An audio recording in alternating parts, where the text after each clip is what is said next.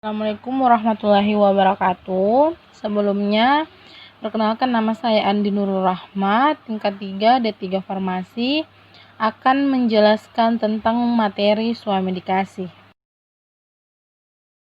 Lanjut, apa sih pengertian dari swamedikasi?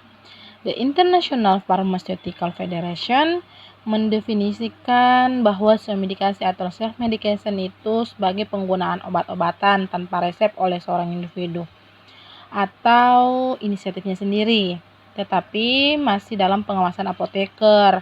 Bervariasi praktiknya dan dilakukan oleh semua kelompok masyarakat. Lanjut, faktor meningkatnya swamedikasi. Pertama, perkembangan teknologi farmasi yang inovatif. Kedua, jenis atau merek obat yang beredar telah diketahui atau dikenal masyarakat luas. 3. Berubahnya peraturan tentang obat atau farmasi. 4. Kesadaran masyarakat akan pentingnya arti sehat. Selanjutnya, pengaruh informasi atau iklan, kemudahan mendapatkan obat, dan mahalnya biaya kesehatan.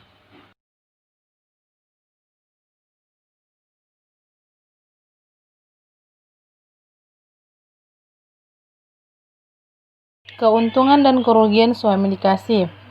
Keuntungan, membantu mencegah dan mengatasi gejala penyakit ringan yang tidak memerlukan dokter. Memungkinkan aktivitas masyarakat tetap berjalan dan tetap produktif, menghemat biaya dokter dan penembusan obat resep yang biasanya lebih mahal, meningkatkan kepercayaan diri dalam pengobatan sehingga menjadi lebih aktif dan peduli terhadap kesehatan diri.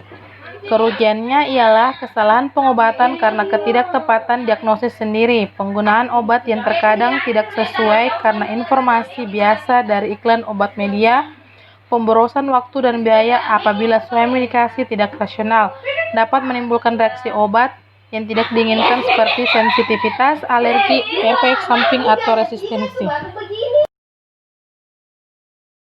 Adapun syarat-syarat obat swamedikasi. Pertama, obat harus aman, kualitas, dan efektif. Obat yang digunakan harus punya indikasi, dosis, bentuk sediaan yang tepat. Obat yang diserahkan harus disertai juga informasi yang jelas dan lengkap. Di aspek farmakodinamika dan farmakokinetika obat swamedikasi.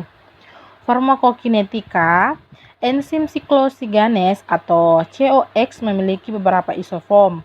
Yang paling dikenal biasanya ialah COX1 dan COX2. Meskipun keduanya memiliki kesamaan karakteristik dan mengkatalisis reaksi yang sama, tetapi terdapat juga perbedaan efek di antara keduanya. Enzim COX1 itu enzim yang terlibat dalam proteksi lambung, agregasi platelet, autoregulasi aliran darah renal, dan inisiasi parturisi. Sedangkan COX2 berperan penting dalam proses inflamasi dengan mengaktifasi sitokin inflamasi. COX2 juga banyak diekspresikan di ginjal dan memproduksi prostaglandin yang berperan dalam homeostasis ginjal. Aktivitas COX1 dan COX2 biasanya dipengaruhi oleh kadar asam arakidonat.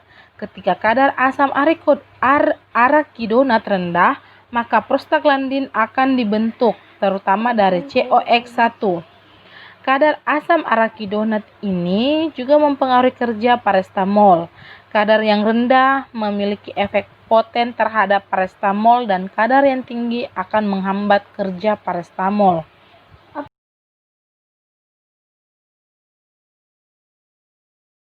Paracetamol memiliki efek analgesik dan antipiretik yang setara dengan OAINS. Sebagai analgesik, paracetamol menghambat prostaglandin dengan cara berperan sebagai substrat dalam siklus peroksidase enzim COX1 dan COX2 dan menghambat peroksinitrit yang merupakan aktivator enzim COX. Sebagai antipiretik, paracetamol menghambat peningkatan konsentrasi prostaglandin di sistem saraf pusat dan cairan cerebrospinal yang disebabkan oleh pirogen. Paracetamol tidak seefektif OAINS dalam meredakan nyeri pada artritis akut karena tidak dapat menurunkan kadar prostaglandin di cairan sinovial. Sedangkan dengan OAINS, paracetamol memiliki efek samping ke sistem gastrointestinal yang lebih rendah. Oleh karena itu, paracetamol dapat digunakan untuk mengurangi nyeri pada pasien dengan riwayat ulkus peptikun. Lanjut, farmakokinetik. Paracetamol cukup baik dengan bioavailabilitas yang tinggi. Absorpsi paracetamol diabsorpsi dengan baik di usus halus melalui transport pasif pada pemberian oral. Pemberian dengan makanan akan sedikit memperlambat absorpsi paracetamol. Distribusi paracetamol. Setelah pemberian oral, konsentrasi puncak pada plasma akan dicapai dalam waktu 10-60 menit pada tablet biasa dan 60-120 menit untuk tablet lepas lambat. Konsentrasi rata-rata di plasma adalah 2,1 mili dalam 6 jam dan kadarnya hanya dideteksi dalam jumlah kecil setelah 8 jam. Paracetamol memiliki waktu paruh 1-3 jam. Paracetamol memiliki bioavailabilitas yang tinggi, sekitar 25% paracetamol dalam darah diikat oleh protein. Metabolisme paracetamol terutama berada di hati, melalui proses alukorinasi dan sulfasi menjadi konjugat non-toksik. Sebagian kecil paracetamol juga dioksidasi melalui enzim sitokrom P450 menjadi metabolit toksik berupa N-asetil P-benzoquinone imin atau biasa disingkat dengan NAPQ.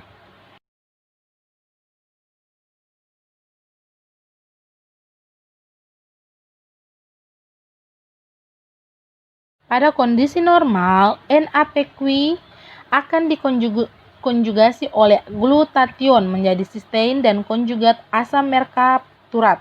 Ketika diberikan dosis dalam jumlah yang besar atau terdapat defisiensi glutation, maka NAPQ tidak dapat terdetoksifikasi dan menyebabkan nekrosis hepar akut. Eliminasi paracetamol sekitar 85% diekskresi dalam bentuk terkonjugasi dan bebas melalui urin dalam waktu 24 jam. Pada paracetamol oral, ekskresi melalui renal berlangsung dalam laju 0,16 sampai dengan 0,2 mili per menit per kilogram. Eliminasi ini akan berkurang pada individu yang berusia lebih 65 tahun atau dengan gangguan ginjal. Selain ginjal, sekitar 2,6% akan diekskresikan melalui biliar. Paracetamol juga dapat diekskresikan dengan hemodialisa. Lanjut, pharmaceutical care obat OTC dan OEA. Food and Administration Amerika Serikat telah menyetujui kombinasi ibuprofen 250 mg dan acetaminophen untuk menghilangkan rasa sakit yang dijual bebas. Persetujuan ini menandai yang pertama untuk kombinasi ibuprofen dan acetaminophen untuk penggunaan OTC. Obat ini biasanya meredakan beberapa gejala, termasuk sakit kepala, nyeri otot, sakit punggung, radang sendi, dan nyeri sendi lainnya. Kombinasi ini memungkinkan penghilang rasa sakit dengan dua cara. Ibuprofen adalah obat antiinflamasi non-steroid yang menargetkan rasa sakit pada sumbernya, sementara mengurangi produksi prostaglandin. Secara bersamaan, acetaminophen memblokir transmisi sinyal rasa sakit ke otak.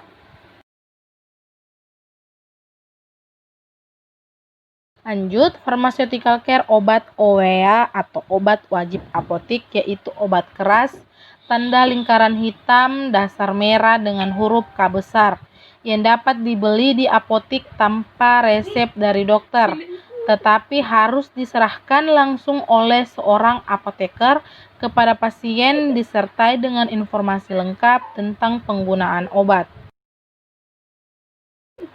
Sekian dan terima kasih.